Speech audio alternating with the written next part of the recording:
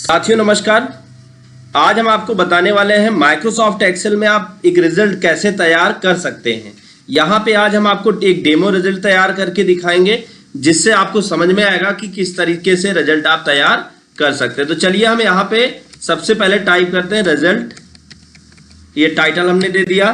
फिर उसके बाद हम यहाँ पे टाइटल देने के बाद फिर अगला काम हमें क्या करना है, यहाँ पे लिखते हैं हम लोग सीरियल नंबर, फिर लिखते हैं नेम, फिर लिखते हैं रूल नंबर,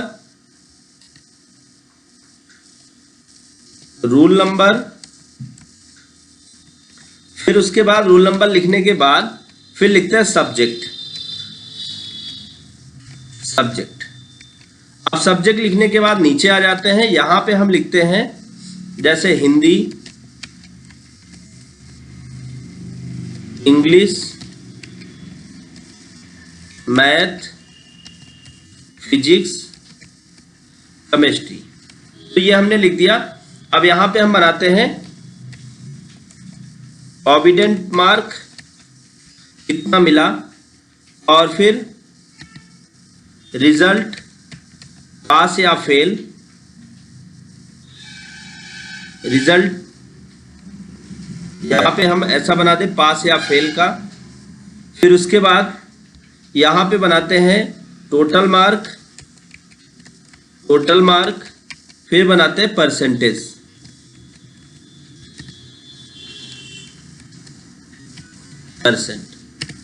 ये हो गया। अब उसके बाद हम क्या करते हैं, इसकी थोड़ी फॉर्मेटिंग कर देते हैं। इसको हम यहां से यहां तक सेलेक्ट कर लेते हैं और मर्ज एंड सेंटर कर देते हैं। फिर इसको भी हम यहां से लेके यहां तक सेलेक्ट करके मर्ज एंड सेंटर कर देते हैं।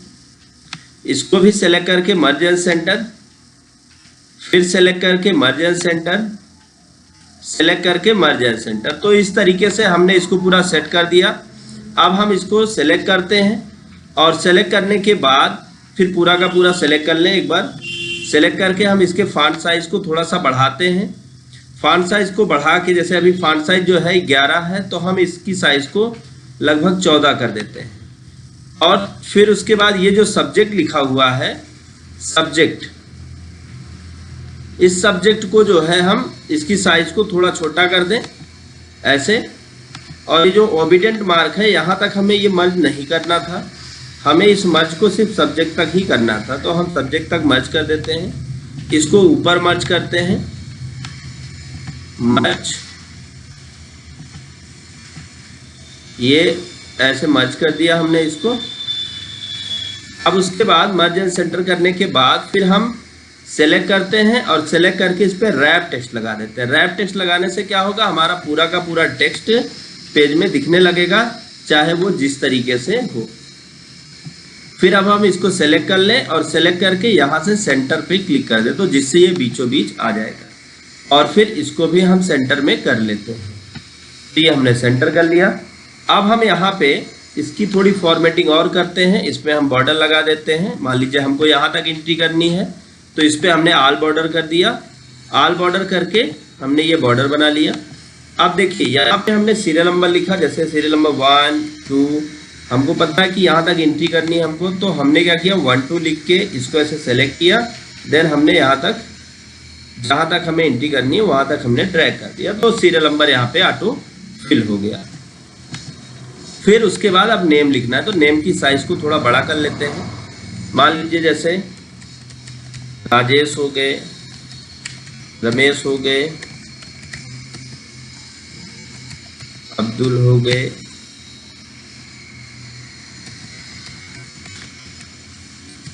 मैं यहाँ पे जल्दी जल्दी नाम एंटर कर देता हूँ।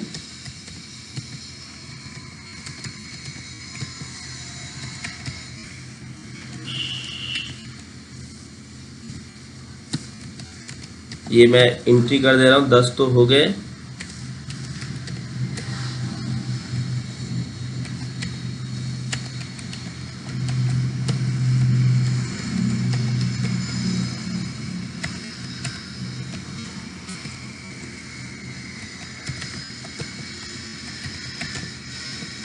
ये एक एंट्री और बची है, ये हमने लिख दिया। अब हमने लिखने के बाद क्या किया, आगे रूल नंबर एंटर करते हैं। रूल नंबर पे आ गए। अब जैसे इनका रूल नंबर मान लीजिए 2 4 6 8 अंक का है 89, फिर उसके बाद इधर एक 90, फिर ऑटोमेटिक नंबरिंग है तो अब हम इसको ऐसे सेलेक्ट करके ऐसे ड्रैग कर दें तो पूरा ये रूल नंबर ऑटोमेटिक फिल हो गया। फिर इसको भी हम सेंटर कर लेते हैं। अब आते हैं हिंदी में कितना सब्जेक्ट पाया, इंग्लिश में। तो चूंकि यहाँ पे एक एक का लिखना, अभी जैसे क्या है कि अगर आपने सबका लिखा है, आपने सबका निकाला तब तो ठीक है, लेकिन अगर आप एक एक का लिखना चाहते हैं तो बहुत टाइम लगेगा। तो मैं यहाँ पे आपको, मैंने कहा था एक डेमो रिजल्ट बना के दिखाऊंगा, तो मैं यहाँ पे आपको एक फार्मूला टाइप करके दिखाता हूँ जिससे डेमो रिजल्ट तैयार हो जाएगा। तो पहले हमें क्या करना है, पहले हमें इतने एरिया को जहाँ तक हमें रिजल्ट बनाना है वहाँ तक हमें सेलेक्ट कर लेना है, और सेलेक्ट करने के बाद हमें एक फार्मूला इस सेल में लिखना है, इक्वल RAND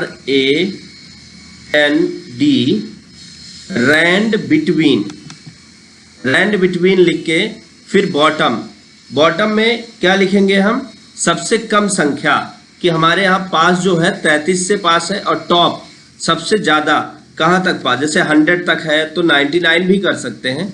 अब करके जैसे ही आपने ब्रैकेट बंद करके इंटर किया तो ये आ गया, ऐसे आ गया। लेकिन इसे अगर हम यही इंटर हम कंट्रोल की के साथ दबाते तो होता।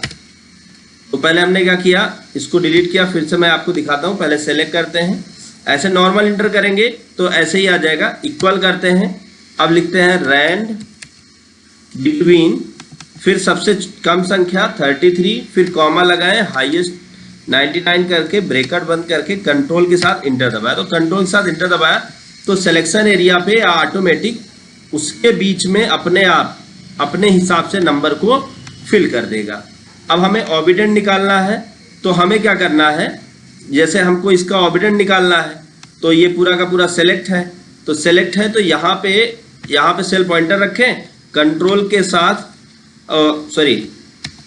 हमें क्या करना है, यहाँ पे अल्टर की के साथ इक्वल जो बराबर का निशान है उसको प्रेस करना। तो यहाँ पे रूल नंबर भी है, तो रूल नंबर तो हमें लेना नहीं है, तो हमें क्या करना है, इस सेल का नाम चेंज कर देना है।